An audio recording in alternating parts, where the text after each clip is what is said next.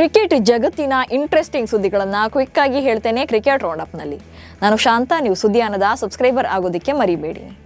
August 28ರಿಂದ ಬೆಂಗಳೂರಿನಲ್ಲಿ ಆರಂಭವಾಗುವಂತ ದುಲೀಪ್ ಟ್ರೋಫಿಯಲ್ಲಿ ಕೇಂದ್ರ ವಲಯದ ನಾಯಕನಾಗಿ ಧ್ರುವ್ ಜುರೇಲ್ರನ್ನ ನೇಮಕ ಮಾಡಲಾಗಿದೆ. 24 ವರ್ಷದ ಧ್ರುವ್ ಇದುವರೆಗೆ ಭಾರತ ಪರ 5 ಟೆಸ್ಟ್ ಪಂದ್ಯಗಳನ್ನು ಆಡಿದ್ದಾರೆ. ಇದರಲ್ಲಿ ಒಂದು ಅರ್ಧ ಶತಕದೊಂದಿಗೆ 255 ರನ್ಗಳನ್ನು ಕಲೆ ಹಾಕಿದ್ದಾರೆ. ಹಾಗೆ ಪ್ರಥಮ ದರ್ಜೆ ಪಂದ್ಯಗಳನ್ನು ಕೂಡ ಆಡಿದ್ದು 1515 ರನ್ಗಳನ್ನು ಗಳಿಸಿದ್ದಾರೆ. ಹೀಗಾಗಿ ದುಲೀಪ್ ಟ್ರೋಫಿಗೆ ನಾಯಕನಾಗಿ ಆಯ್ಕೆ ಮಾಡಲಾಗಿದೆ. ಭಾರತದ ಎಡಗೈ ವೇಗಿ ಖಲೀಲ್ ಅಹ್ಮದ್ ಮತ್ತು ದೀಪಕ್ ಚಹಾರ್ ಕೂಡ ಕೇಂದ್ರ ವಲಯ ತಂಡದಲ್ಲಿ ಸ್ಥಾನ ಪಡೆದಿದ್ದಾರೆ.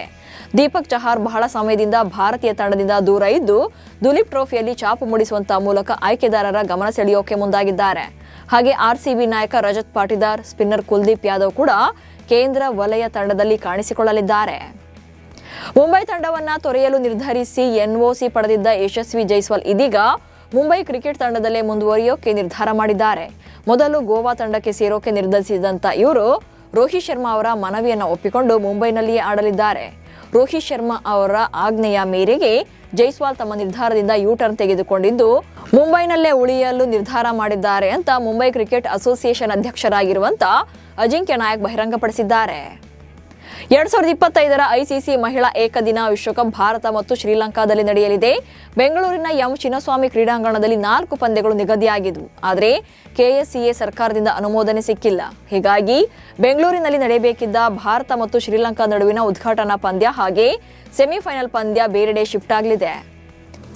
ರಾಜಸ್ಥಾನ ರಾಯಲ್ಸ್ ಫ್ರಾಂಚೈಸಿ ಸಂಜು ಸ್ಯಾಮ್ಸನ್ ಅವರನ್ನ ಮುಂದಿನ ಆವೃತ್ತಿಯ ಐಪಿಎಲ್ ಟೂರ್ನಿಯಲ್ಲೂ ಕೂಡ ತಂಡದಲ್ಲಿ ಉಳಿಸಿಕೊಳ್ಳೋಕೆ ಮುಂದಾಗಿದ್ರು ಕೂಡ ಸಂಜು ಸ್ಯಾಮ್ಸನ್ ತಂಡದಿಂದ ಬಿಡುಗಡೆ ಮಾಡುವಂತೆ ಮನವಿ ಮಾಡ್ತಿದ್ದಾರೆ ಎನ್ನಲಾಗಿದೆ. ಸಂಜುಗೆ ಬ್ಯಾಟಿಂಗ್ ಕ್ರಮಾಂಕದ ಆಯ್ಕೆ ವಿಚಾರದಲ್ಲಿ ಫ್ರಾಂಚೈಸಿ ಬಗ್ಗೆ ಅಸಮಾಧಾನ ಇದೆ. ಹೀಗಾಗಿ ಮುಂದಿನ ವರ್ಷ ರಾಜಸ್ಥಾನ ಪರ ಆಡದಿರೋಕೆ ನಿರ್ಧಾರ ಮಾಡಿದ್ದಾರೆ ಎನ್ನಲಾಗ್ತಿದೆ. ಮುಂಬರುವಂತ ಏಷ್ಯಾ ಕಪ್ ಟೂರ್ನಿಗೂ ಮುನ್ನ ಭಾರತ ತಂಡಕ್ಕೆ ಭಾರಿ ಹಿನ್ನಡೆಯಾಗಿದೆ.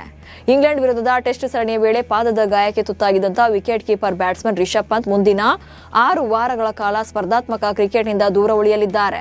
ಹೀಗಾಗಿ ಏಷ್ಯಾ ಕಪ್ ಸೇರಿದಂತೆ 2 ಪ್ರಮುಖ ಸರಣಿಗಳಿಗೆ ಅವರು ಗೈರಾಗುವಂತ ಸಾಧ್ಯತೆ ಇದೆ. ಭಾರತದ ಮೇಲೆ ಭಯೋತ್ಪಾದಕ ದಾಳಿ ನಡೆಸುವ ಪಾಕಿಸ್ತಾನ ಜೊತೆ ಯಾವ ರೀತಿಯ ಕ್ರಿಕೆಟ್ ಆಡುವುದು ಬೇಡ ಅನ್ನುವಂತ ಕೂಗು ಕೇಳಿ ಬರ್ತಾ ಇದೆ.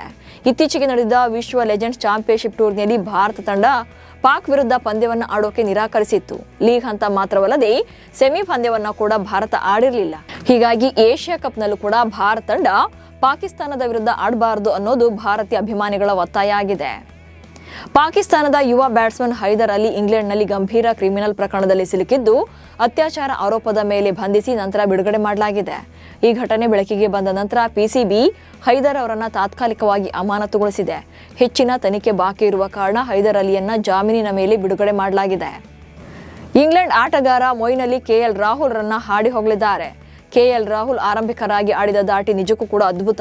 ಇವರು ಇಂಗ್ಲೆಂಡ್ ಸರಣಿಯಲ್ಲಿ ಸ್ಥಿರ ಪ್ರದರ್ಶನ ನೀಡಿ ಎಲ್ಲರ ಗಮನ ಸೆಳೆದಿದ್ದಾರೆ. ಕೆಎಲ್ ರಾಹುಲ್ ಇತ್ತೀಚಿನ ವರ್ಷಗಳಲ್ಲಿ ಸೊಗಸಾಗಿ ಆಡ್ತಿದ್ದಾರೆ. ಅವರ ಆಟವನ್ನ ನೋಡಿದ್ರೆ ಇವರು ವಿಶ್ವದ ಬೆಸ್ಟ್ ಆಟಗಾರರಲ್ಲಿ ಒಬ್ರು.